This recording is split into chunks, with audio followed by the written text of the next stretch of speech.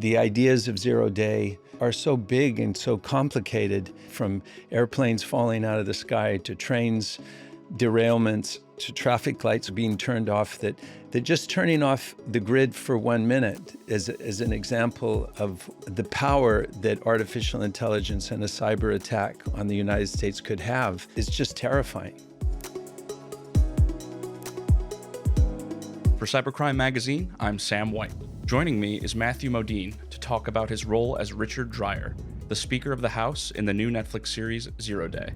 Matthew is known for his roles in Full Metal Jacket, Stranger Things, and The Dark Knight Rises. Matthew, welcome. Good to be here. Thank you. So I wanted to start off with an interview with Today, and you said, quote, Zero Day is an investigation into the inevitability of a cyber attack on the United States. It's not a question of if it will happen, it's when. So I was curious, did you already have this high level of cyber awareness before you started this role as Richard Dreier?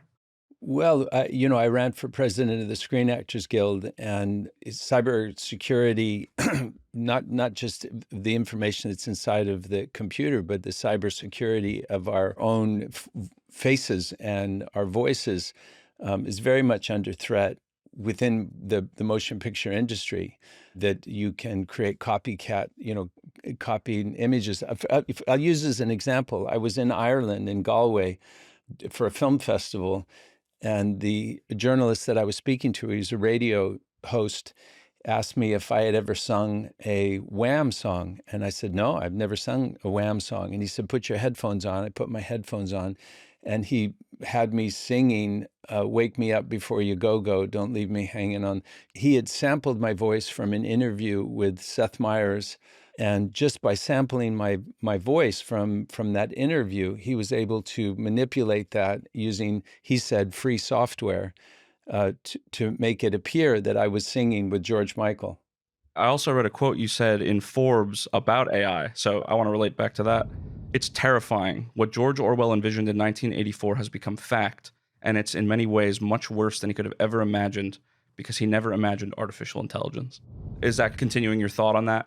It's the algorithm. The algorithm is the monster. The idea that, for instance, Yuval Harari writes very well about all this in his new book, Nexus, but the idea that when we agree, when we open, I use mine because I have a new iPhone. When I agreed to the terms of that iPhone, I haven't really, I've never read all of the things that I'm agreeing to, but information like, how long does it take me to download the new update? How many times do I allow my battery to go run down to 15%? That information is collected by the algorithm, and based on the millions and millions of people that own an iPhone, will create a profile of a personality type that allows that 2 weeks to go before you download the new upgrade, or 6 times a week, I allow my battery to run down to 15%. That tells the algorithm, based on those millions of other people, something about the personality of the people who's using those phones. It's not, what value does that information being collected have to the algorithm? As I say, it's creating a profile about a personality type that isn't necessarily accurate, but it's a digital interpretation of an analog creature. And the speed at which the information is being collected, the speed of which human beings are being profiled, is happening at an unhuman pace. We're not even able to comprehend the speed of which it's happening, the amount of information that's being collected, and how that information can be used against us.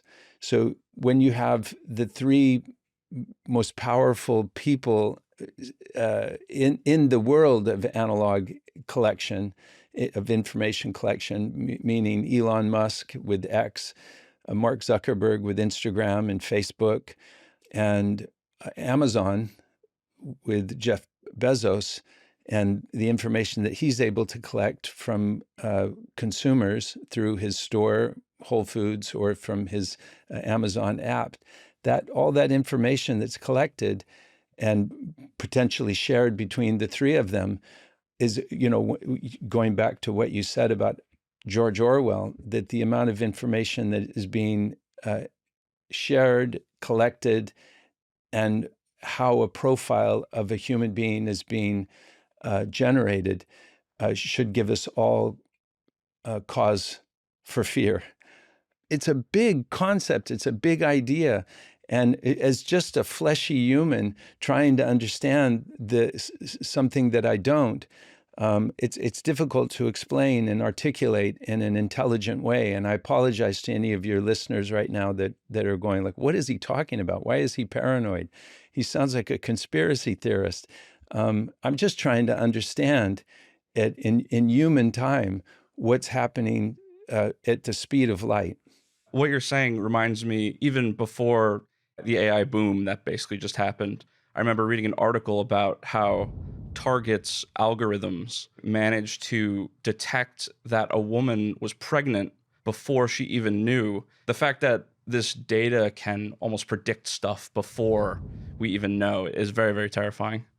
Yeah, it's crazy. I mean, no question, there are benefits. The amount of medical information that can be shared globally, to help us fight pandemics, to help us anticipate pandemics, to help us to solve ills that exist within us. I mean, it's incredible and fantastic that maybe it will be able to help us to solve the environmental problems that we're facing globally. Maybe it will help us to find solutions to economic disparity that exists as the middle class disappears. Maybe it'll help us to feed people that are starving. There are great things that it might help us to be able to solve. But if you read the history of human behavior and how greedy we are, and how somebody could use that information to benefit them as an individual, it doesn't bode well for the bulk of the human population.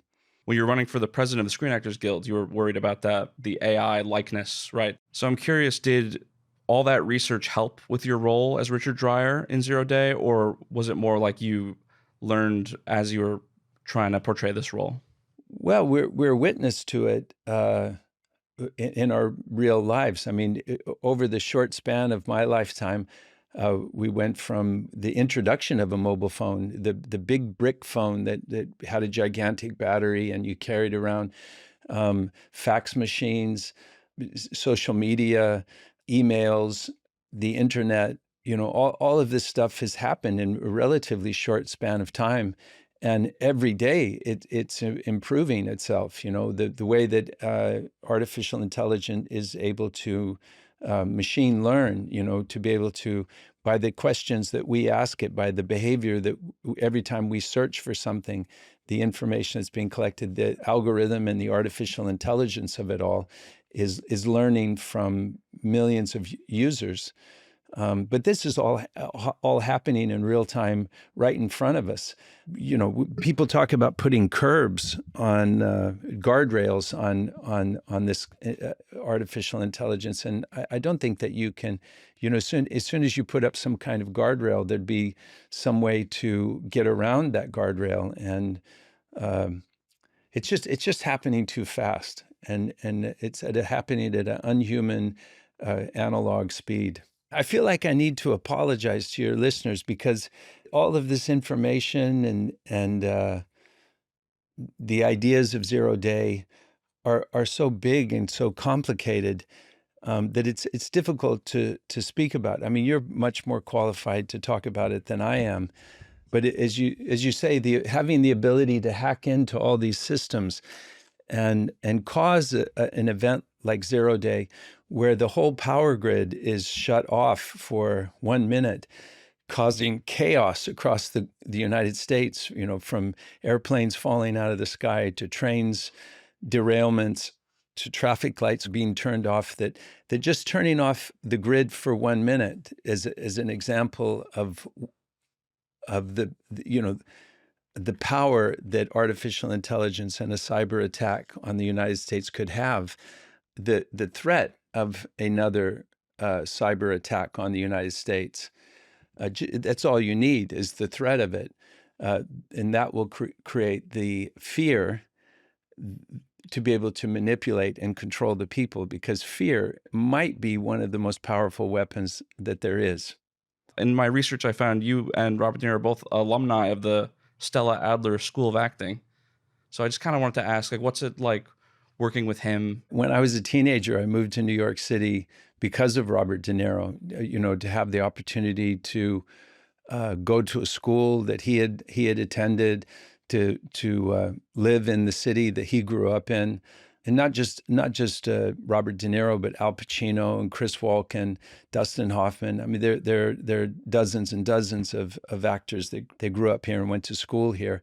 There's an energy in New York City that is very different than Los Angeles, and I just felt that if I'd gone to Los Angeles, it wasn't going to happen. That there was something that called me to New York City to begin my career and start my education here. And 45 years later, I'm still here, and I just love New York City with all its warts and bruises. So I would be remiss if I didn't ask about Stranger Things. I got requests in the office to make sure to ask you. I actually have a very special place in my heart for Stranger Things because during my freshman college orientation, it was July of 2016, and the show had just come out, and this really cute girl that I met at orientation was telling me about this show called Stranger Things, and I got to watch it, and I really wanted to talk to her again, so I binged the whole first season, and then 8 years later, we're still together. So that was kind of the point at which I was able to have a conversation with her for the first time. Oh, that's wonderful. I'm happy to have been a part of something to facilitate your love life. Thank you so much. So I want to go back to that time in 2016. When did you first find out that Stranger Things was a global phenomena? I was in Italy with my wife, and little Italian children were coming up to me and saying, "Papa, Papa, Papa." And I didn't know. I was like, what are they? Why? Because my wife's Puerto Rican, and my children call me Papa.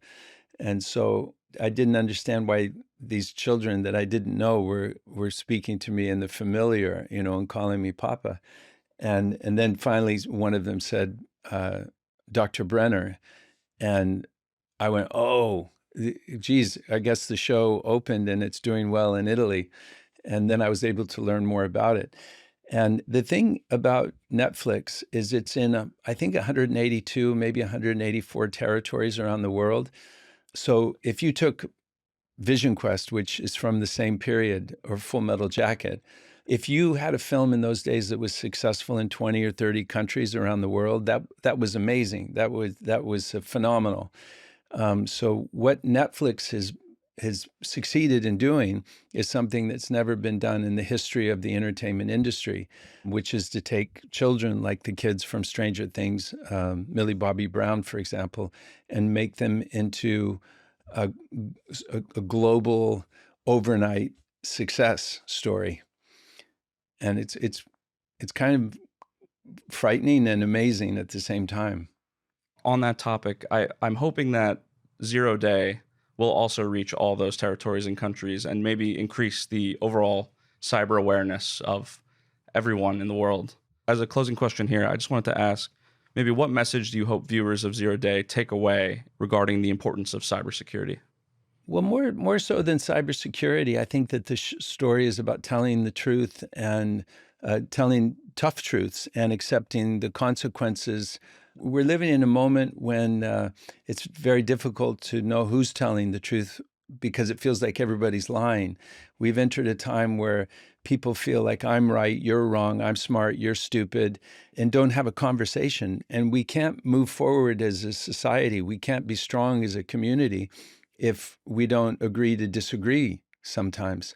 As our parents teach us when we're little, that nobody ever learns anything with their mouth open, that sometimes you have to listen. And you say you've been in a relationship for almost a decade, that sometimes you just, it's best to keep your mouth shut and listen to your partner, to hear what they have to say and what they're feeling, and if you're always on the defensive, it doesn't make for a good relationship. Sometimes you just have to listen, and sometimes you have to admit you're wrong.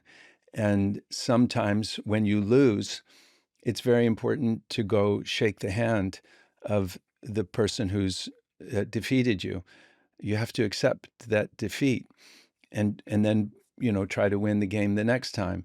There was a wonderful book that came out about 3 decades ago called Everything I Know I Learned in Kindergarten.